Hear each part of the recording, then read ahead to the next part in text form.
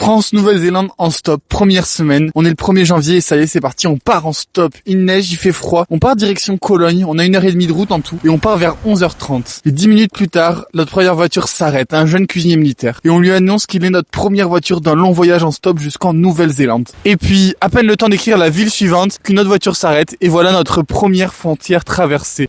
On est super content à Cologne, on a retrouvé une amie d'Erasmus. On a fait du spikeball, on a visité la ville, le marché de Noël et on a même goûté des bonbons artisanaux. C'est notre premier vrai sentiment de liberté. On est déjà le 3 janvier et on repart direction Brême. Il y a de la neige partout, il fait froid encore une fois. Et en 5 voitures, on arrive à Brême. On retrouve encore une amie, Anna.